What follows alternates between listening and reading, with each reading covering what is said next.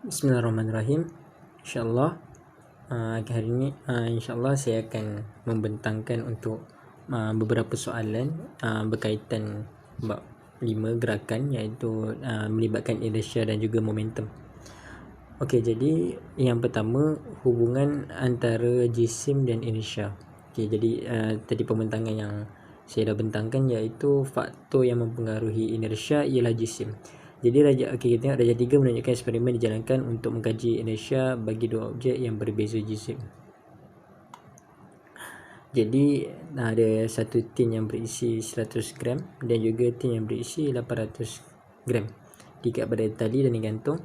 Kedua-dua tin diayunkan dari ketinggian yang sama dengan menggunakan daya yang sama. Masa yang diambil untuk setiap tin berhenti berayun dicatat dalam jadual 3. Jisim tin 100 gram iaitu 5 minit, 800 gram iaitu 40 minit. Okey, nyatakan satu pemerhatian berdasarkan keputusan dalam jadual 3. Jadi pemerhatian dia, masa yang ambil untuk tin berhenti berayun bagi jisim 80 gram lebih lama berbanding tin yang berjisim 100 gram.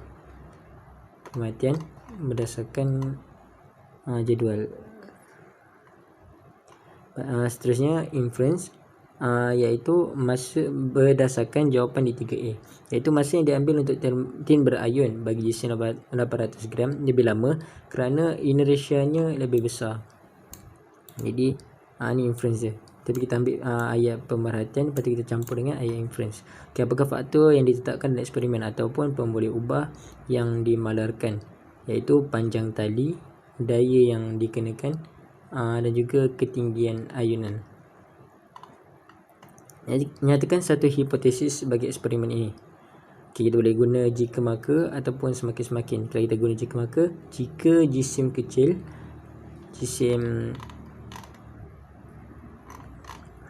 jika jisim kecil maka inersia kecil, manakala jika jisim besar maka inersia besar. Ni jawapan berdasarkan skema.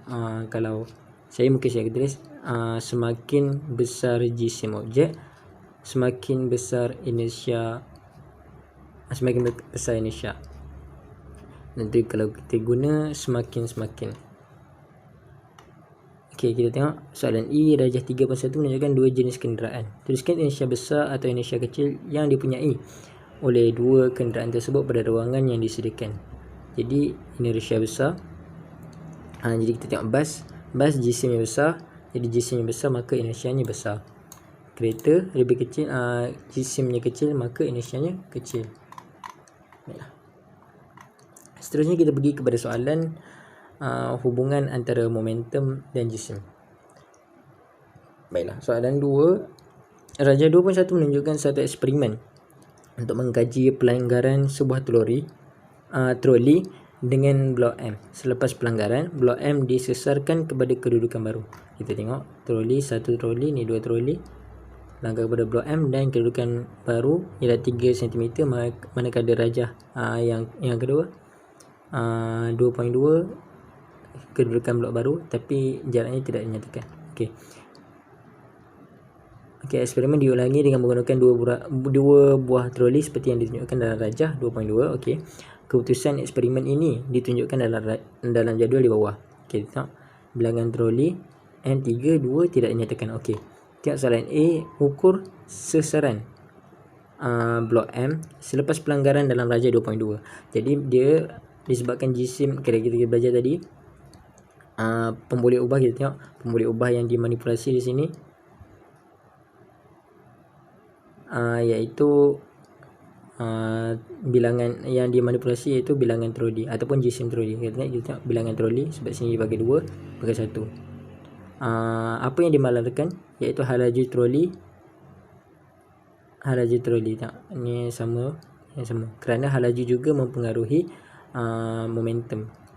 Sebab itu kita kena malarkan. Apa yang bergerak balas iaitu momentum ataupun sesaran. Momentum iaitu pemboleh ubah bergerak balas tak nampak. Yang nampak pula ialah sesaran blok M ataupun jarak anjakan blok M. Okey, jadi ukur sesaran blok M selepas pelanggaran. Jadi apabila jisim troli 2 lebih besar, maka momentumnya lebih besar berbanding troli yang satu ni. Maka blok M punya kedudukan baru, dia kalau tengok raja pun kita tahu dia lebih jauh, maka dia mestilah lebih daripada 3M. Kalau dalam periksa mungkin kita guna pembaris untuk kira. Jadi kat sini ikut skema iaitu 4 cm. Okey, B nyatakan satu pemerhatian tentang sesaran blok M dalam rajah 2.1 dan rajah 2.2. Jadi sesaran bongkah M lebih jauh jika menggunakan 2 troli berbanding sesaran bongkah M menggunakan 1 troli. Okay, ni pada skema. Maknanya pemerhatian kita nampak sesaran bongkah M lebih jauh menggunakan 2 troli berbanding menggunakan 1 troli. Okay, seterusnya pemboleh ubah dan eksperimen ini yang pertama dimalarkan iaitu tadi hal laju troli, dia manipulasi iaitu bilangan troli ataupun jisim troli, pemboleh ubah bergerak balas iaitu momentum ataupun sesaran bongkah ataupun jarak anjakan bongkah. Saja untuk memperingatkan, kalau kita guna sesaran bongkah maka jangan tambah jarak sesaran bongkah. Sesaran bongkah kalau kita pakai jarak anjakan bongkah, kalau sesaran bongkah. Okey, ramalkan sesaran blok M jika 3 troli digunakan. Okey, 3 troli lebih daripada 2 troli. Maknanya ada punya jarak anjakan itu perlu lebih daripada yang kita nyatakan di sini jadi 4 cm. Maka okey, kita guna 5 cm. Baiklah, yang terakhir hubungan antara momentum dan hal laju. Kita raja.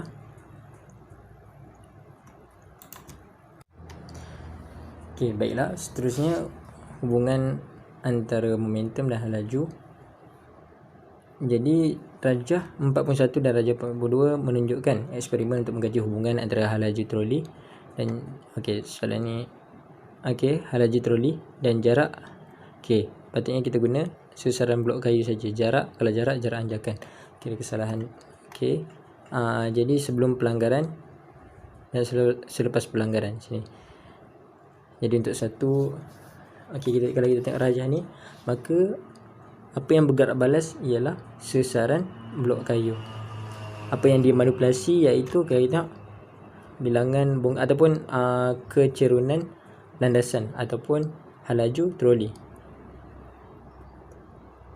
Apa yang dimalarkan iaitu jisim troli, tak 1 kg sama saja. Okey, jadi keputusan eksperimen ditunjukkan dalam jadual. Ni sudah ada jawapan terus. Jadi A rendah, B tinggi hal laju. Sesaran blok kayu iaitu 4 cm. Jadi ni patutnya dalam periksa mungkin kita menggunakan pembaris. A dengan menggunakan pembaris ukur sesaran blok kayu selepas pelanggaran. Tuliskan jawapan dan jadual. Jadi kita guna pembaris, skema menyatakan 2 cm. Baiklah, nyatakan satu inference yang boleh dibuat berdasarkan pemerhatian anda dalam eksperimen A dan B. Okey, jadi jawapannya ialah troli dengan hal laju lebih besar menghasilkan sesaran inference jadi pemerhatian campur dengan inference. Jadi troli dengan hal laju lebih besar menghasilkan sesaran bongkah kayu yang lebih jauh kerana inference-nya momentumnya lebih besar. Okey. Seterusnya, nyatakan hubungan antara hal laju troli dan sesaran bongkah kayu, iaitu semakin bertambah hal laju troli, semakin bertambah sesaran bongkah kayu, ataupun semakin jauh jarak anjakan bongkah kayu ataupun semakin besar momentum. Nyatakan pemboleh ubah dalam eksperimen ini. Pemboleh ubah dimalarkan iaitu jisim troli. Kita tengok tadi satu saja iaitu 1 kg A dan B. Pemboleh ubah bergerak balas iaitu sesaran bongkah kayu ataupun jarak anjakan bongkah kayu ataupun momentum. Momentum iaitu pemboleh ubah tak nampak. Okey, pemboleh ubah dimanipulasi pula iaitu hal laju troli ataupun kecerunan landasan. Baiklah, sekali E tandakan right pada kotak yang disediakan menunjukkan kenderaan mempunyai momentum paling besar. Okey, iaitu kita ingat jisim dan hal laju. Jangan cuai, iaitu bila kita tengok lori dengan jisim yang lebih besar maka kita menganggap momentum yang lebih besar. Kita kira dulu, iaitu menggunakan formula momentum yang kita bentangkan tadi, iaitu momentum jisim jarak hal laju, iaitu bila 1000 darab dengan 80 sama dengan 80,000. Baiklah, apabila kilogram kilometer per jam. Ini pula kita tengok 500 jisim darab hal laju iaitu 200, maka dia akan menjadi, sekejap saya kira, maka jawapannya ialah 100,000. Jadi 100,000 kilogram kilometer per jam, iaitu lebih besar daripada momentum lori ini. Maka jawapannya ialah kereta kita spot ni, kita Ferrari. Okey, baiklah, itu saja untuk pembentangan soalan-soalan berkaitan hubungan antara inersia dan juga jisim, serta hubungan antara momentum dan juga laju. Baiklah, akhir kalam, minta maaf atas segala kekurangan sepanjang pembentangan. Terima kasih kerana sudi.